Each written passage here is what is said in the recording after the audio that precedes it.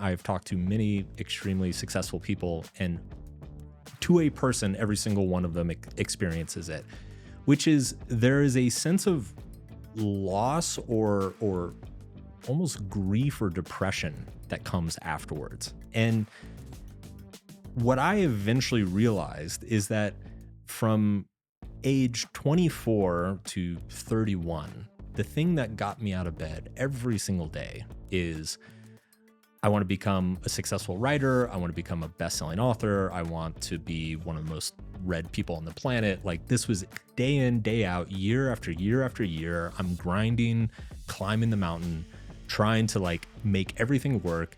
And basically my entire adult life was geared and oriented around achieving this dream and this vision.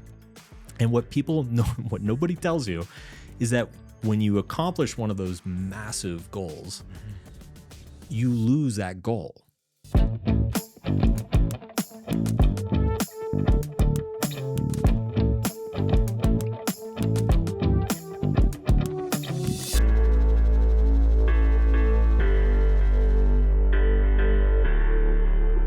Welcome to the Entrepreneur Studio podcast. I'm Chris Allen, and today in the studio, we have New York Times best-selling author and self-help expert for people who hate self-help, Mark Manson. Mark, welcome to the show. It's great to be here. I'm so glad that you were able to get here.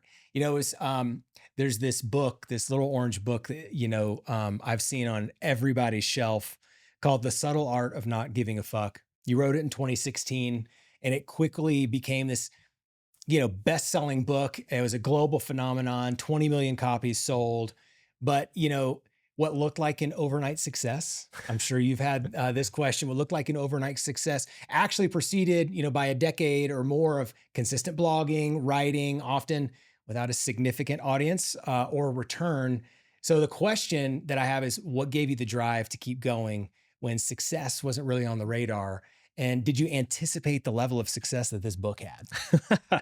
Well, I always tell people that anybody who anticipates that level of success is probably an asshole. So I expected it to do well, but it exceeded all expectations. And in terms of like what kept me going early on, I actually recently got an email from a fan, and he was telling me that he was dreaming of writing online, and he had all these ideas that he wanted to share, and he wanted to do the thing that I was doing, and he wanted to write books. And he asked me, he said, what gave you permission to start? And I was thinking about it, and I was like, I never felt like I needed permission. I just had low expectations. Like, I never expected anybody to read anything beyond like my roommate and my mom. So it's like when the bar, ironically, when the bar is low, it kind of frees you to just do the thing that you think needs to be done.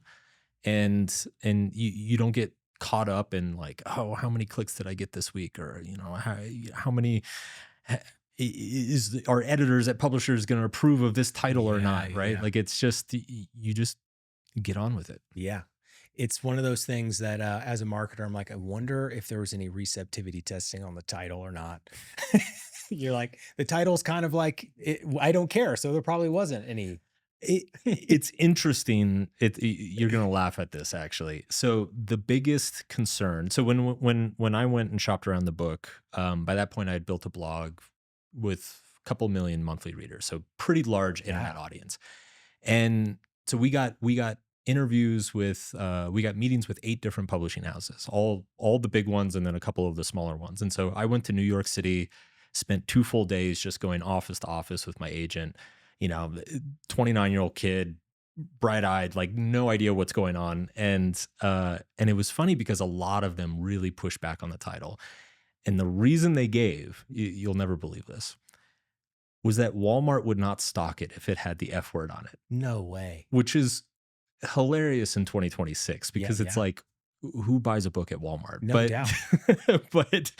but this was the biggest concern among all the publishers at the time. They're like, we get it. It's your whole profanity. Like, you've got this edge to you. We love it. But like, we can't do the F word because Walmart's not going to stock it. And then to Harper's credit, HarperCollins, who I ended up going with, they said, screw it. We're in. Like, let's see what happens here. And now there's like 25 different fuck books Yeah. in every airport. Kind of a good icebreaker in the sense that, like, you know, it's not a popular word to put in print, especially the cover. But listen, the thing that's wild is, you know, I spend a lot of time on video calls. I see a lot of libraries, and there's always that little orange book Mm. on somebody's shelf. And you walk through the airport and you see it, right? It's just it's become an icon, right? Like, and business people talk about it, right? You know, it's the self-help for people who hate self-help. It's pretty remarkable. And the thing that was wild about you mentioned the blogging, right? Um, you know, just in the pre-conversation, I was like, you know, there's this blog that you wrote, and you're like, there were a lot of those. Yeah, I don't remember So every there's single one one. in particular that I thought would be apropos to really have Mhm. kind of like center this conversation around. And it's really this idea of extreme success. Right. Right. And really, at the end of the day, that book really has catalytic extreme success. Mhm. And where did that blog kind of come from? And what made you sort of make the 3 pillars thing a thing? Well, the blog article, so a lot of my work is, in many ways, it's kind of reactionary. It's against like traditional self-help and like typical work and productivity advice, just because most of it's bad. Yeah. Most of it's really, it's trite. It's like platitudes and obvious shit packaged, you know, oversold and overhyped. And I remember at the time, there were a number of very prominent productivity YouTubers, bloggers, kind of business gurus. There was this thing going around of the how to be more successful than 99% of people, how to achieve extreme success. And they would have these big talks and 40-minute videos and like a 20-page PDF or whatever. And you would read it, and it was like all the typical shit, like get up at 5 a.m., like, you know, put butter in your coffee, take an extra creatine, work out before you go to the office. And I'm like, if that worked, like everybody would be a billionaire. No doubt. Yeah, right? Like that, there's nothing like Warren Buffett is eating McDonald's to this day every morning. Like, He's not going to the gym in the morning, I'm pretty sure. Seriously, like some of the most brilliant minds in history were just degenerates and addicts and like complete messes in their personal lives. Yeah. And so it forced me to actually really ask myself, like, okay, what actually generates extreme success? And the 3 things that I landed on is, first, you have to have a contrarian idea. So by definition, extreme success demands that there is something that most people are missing or that most people are not aware should exist, right? Some value out there, something of value, or something that could be created that just everybody's missing right now. And so by definition, you need to find something that most other people are going to look at and think is ridiculous. That is just absolutely silly. Like, why would you ever focus on that? That's where the biggest opportunities are by definition. The second, that by itself is hard enough. Like, most of us really struggle to do something that our peers and our friends and our family like laugh and shake their head, and they're like, why are you doing that? Yeah. Pillar number 2 is you have to be right about that contrarian thing. So not only do you have to find the thing that 99% of other people think is ridiculous, but you have to be right and they have to be wrong. And that is extremely unlikely. Yeah. Like those sorts of opportunities don't come around very often, maybe a handful of times in each person's life. And that's if you're looking for them. And then pillar number 3 is you just have to have the guts to go all in on it. So if you're lucky enough to find that contrarian idea that other people are missing out on, and you've like properly spotted it and you're high conviction on it, you have to be willing to sell the farm and put in a big bet on it. And that's the interesting thing, is that if you look at these types like the Warren Buffetts or the Stan Druckenmillers or like Bill Gates or Zuckerberg or whatever, like they are all in on one thing. Yeah, They no didn't doubt. diversify across 20 things. They didn't play it safe and, sock away an extra 5% in their 401k. Like they found one thing that they were like, if this wins, nothing else matters. And then they just put everything on it. Yeah. You know, you've heard maybe songwriters say, like the song wrote itself, or I would just happen to be listening, right? Mm, And that's the thing that I love about having that contrarian idea, right? There's an aha moment, that everybody's, if you're gonna go all in on something and you have conviction, but you gotta be sort of attuned to something, right? Because mhm. not everything has, this wonderful orange book success, right? Yeah. So the thing that I thought was awesome that just in sort of getting to know each other on the pre-call, you talked about this idea of altitude sickness. Mm. And I was like, okay, we gotta have some sort of time dedicated to that one because I really enjoyed, Yeah. where that came from, how that showed up, and just to hear from your standpoint because there's a high and a low. Yes, absolutely. Um, so to give some context on this, and we'll knock out the overnight success piece as well. So I started blogging, writing online 2008. Um, Originally it was kind of a lark. It was just like, hey, the economy was in the toilet. I had just gotten out of school. Yeah, I didn't have a job. I'm like, can't hurt to write online, right? yeah. Never killed anybody. Um, What were you writing on? You're like Medium or something like that, or the Medium didn't even exist at the time. seriously? Yeah, yeah, Okay. Blogspot. Awesome. All right. Yeah, Okay. yeah. Yeah. For shout out to the everybody over 35. Blogspot was was the place to be. And it actually by 2009 it started to get a little bit of traction, and I read Tim Ferriss's 4 Hour Work Week, and I was like, Great like book.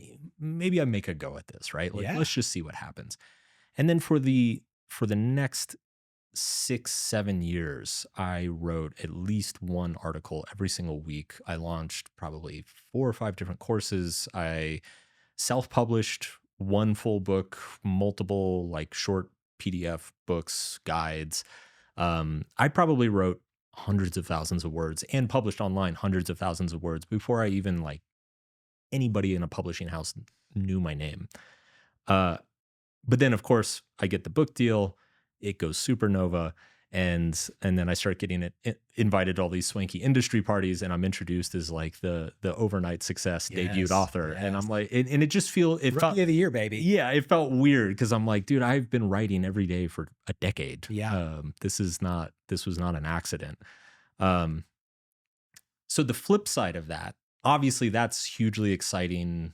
It's very satisfying. You feel validated. You feel, you took this contrarian bet in 2009, and by 2016 it's paid off in a massive way, right? So it's like you get to kind of feel that satisfaction and that excitement.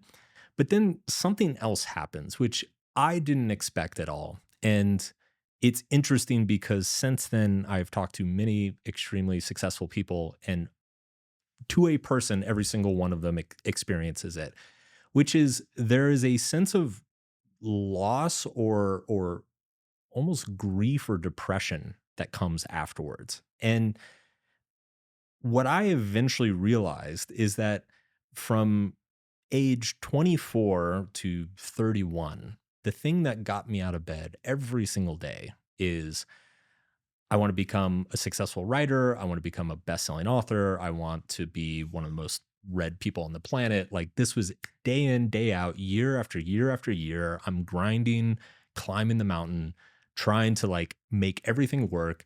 And basically my entire adult life was geared and oriented around achieving this dream and this vision. And what people know, what nobody tells you is that when you accomplish one of those massive goals, Mhm. you lose that goal. You wake up the next day and you're like, I have nothing to work on. I have nothing to do, which may sound nice for like, it's nice for like a week or two, right? You get Yeah, to for sure. put your feet up and, take the wife on a nice trip or something. But you get like 3 months in and you're like, wait a second, I still have nothing to do, and I'm 32 and I may not ever have anything to do again. Yeah, yeah. Like what do I dream for? I So can't. there is a loss, right? Right. Like It's the box is checked, but it's not like something was taken away. It was something was achieved. it was achieved, and the achievement of it is what took it away. Right. Uh-huh. Like it is like that I think as humans, we are just deeply wired to uh to want to pursue something. And Um, and once you kind of hit that top of that mountain, you have nothing to pursue after that. Yeah. And so there's kind of this listlessness and this like, whoa, crap, have I peaked? Like, is this it? Is it just all downhill from here? And when you're like 30 something, that's a terrifying prospect. And the worst part about it is that everybody you in your life is like thinking this is the best thing that's ever happened to you, right? So you never feel at liberty um to to to complain about it, Yeah. to tell people how you're actually feeling, saying like, actually I feel pretty lost and I don't know what to do with myself. um there's a lot of imposter syndrome, right? Of like, did I just get lucky? Like, do I actually deserve this? Is it going to go away? Right? Like, is somebody, is this just my 15 minutes and I'm going to wake up in a year and this is all just going to be kind of a joke? And so it's very disorienting. And it's interesting because I eventually, the first person I met in my life was, I had a friend in New York who was co-founder of a very, very successful unicorn startup. And he had a massive exit for like 9 figures. And it was funny because the entire time I knew him, all he did was sit around and play video games. And I never put two and two together. And and I remember hanging out with him after the book was kind of number one everywhere. And I too had been sitting around and pretty much doing nothing but playing video games for a few months. And I'd gained a bunch of weight and I was like, just like I was kind of a mess. And I saw him and he was like, "Are you okay?" And I was like, "Yeah, yeah, everything's great, man. Book's crushing. Got this like tour coming up, everything." And he's like, "Yeah, yeah, yeah, but really, are you Hmm. okay?" Hmm. Um, and I was like, "Actually, no. I'm like completely. I don't know what to do next." And he was like, "That's normal. That's." He's like, "Nobody tells you, but this is part of it." Wow. And the best name I've heard for it, I was when I was doing Will Smith's book, I actually asked him about it because he had this kind of insane rise to fame.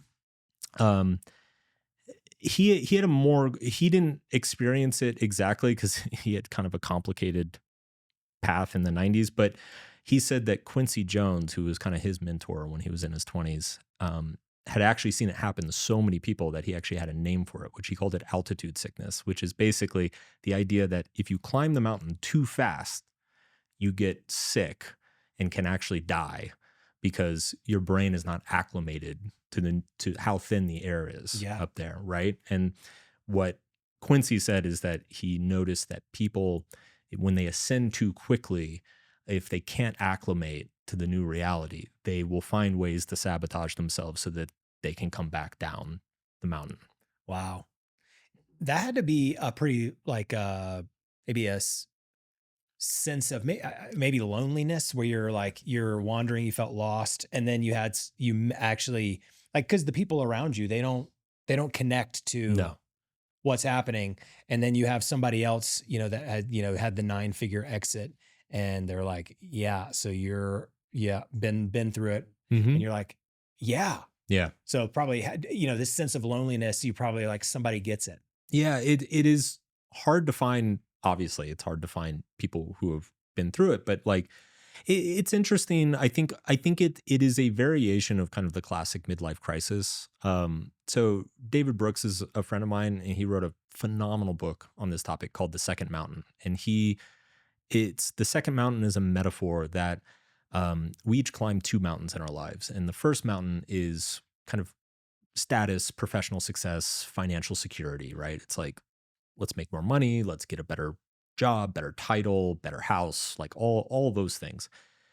And what happens is that if, a lot of people, not everybody, but a lot of people, they eventually kind of reach the top of that first mountain, right? They reach a point where they're like, okay, I'm like secure and I've got a good career and I've got a lot going for me and I've got a family and my kids are taken care of and everything. And what he observed is that there's a second mountain behind that first mountain, which is the thing that you actually want to pursue for yourself, but you never gave yourself the liberty to pursue that thing because you needed to climb the first mountain Yeah. first and secure your future and secure your family's future. And he it's such a beautiful metaphor because he said that the only way to get from the first mountain to the second mountain is you have to descend into a valley, and that valley is like kind of an existential vacuum of like, why am I here? What Yeah. am I doing? How am I like, was any of this worth it? Right. And it was interesting because he said that when that book came out, first of all, he didn't expect anybody. He wrote it because he had a similar kind of experience. He didn't expect anybody to resonate with it. And he said that he went to his first book reading in New York, and it was like the entire line was a bunch of guys in like suits and ties, you know, mid 50s, Wow. corner office, CEOs, CFOs, VPs, right? And every single one of them was like, I'm so lost, man. And this this book is the first thing that ever showed me, that uh, this is normal, right? Yeah. I'm not alone. Yeah. So then, it gives people this encouragement to keep going. Hmm. There's probably more meaning in the second mountain. There is. And, I kind of I went through my own path and my own journey, but it's funny because it's, the thing I eventually recognized is like, the obviously money's great, status is great, right? Accolades, all that stuff. It's awesome. But really the value of that is that it buys you the freedom and security to actually go do the things you want to do with your life. Mm. And I think what makes it so hard for people is that most of us, we spend our entire lives just focused on that first mountain, right? It's like when you're a kid, you got to get into a good school. And then you go to the good school and it's like, all right, I got to get my degree. I got to get a good job. And then you get the job and you're like, all right, I got to build my resume and my portfolio and, climb the corporate ladder and all this stuff. And so once people even ask this question, they're like in their 40s or 50s. Yep. And they've never thought about it. And that is just that there's there's a certain element of just terror that comes with that. Yeah. Of like, oh my God, I'm 40 and I've never actually asked myself, what do I want, for no other reason No doubt. than I want it. It's I mean, definitely been through that before. It's one of these things where you know, there's this part of your life that you're I don't know, not quite noticing everything Mhm. because you're so focused on this thing, and there's different reasons for it, right? Like mine was I had identity issues. I was like, I'm, only loved if I'm good and right. You know what I Yeah. mean? And so these are some of the things I was like, I gotta have a green scorecard. I gotta have all this stuff. And then you kind of hit this sort of thing that you're like, okay, well, uh, I'm a mess and I got to sort this thing out, right? Because Yeah. I have a lot of kids Mhm. and they're trying to find their way too, and they need a dad that's going to show up for them, Right. right? And that's one of the things that I think is really powerful about what that whole second mountain thing. I love this idea, right? Because I do think it's I don't know if it's a rite of passage. I don't know if it's like Mhm. you said, the guy saying to you, "This is normal." Right. It's a high quality problem, but it is a problem, Yeah, and it is something that if you are a very ambitious person, very successful person, you will probably experience it at some point, or you probably already have experienced it at some point. But because it is caused by success, and you were all told 24/7 that success is just a good thing and you should only want success and yeah. success is going to fix everything in your life, because this problem is caused by success, it I think it just discombobulates us and we don't know how to talk about it, and we don't know how it's very hard to relate to people who are going through it. The wild part about this idea is like, it's probably, unless you've experienced it, you don't really know about it, right? Mhm. But there's got to be an altitude sickness of falling too fast. Yes. And that's the one I think many of us have observed, right? Yes. People getting canceled or, Mhm. I'm sure there's the inverse of that we don't even see, there anyway. But I think one of the things that this whole sort of self-help idea and this the nucleus of it is maybe some motivation or inspiration. What are some of the things, right, on the first mountain are some motivations, right, which is the success. What do you think are some of the motivations for success in the second mountain?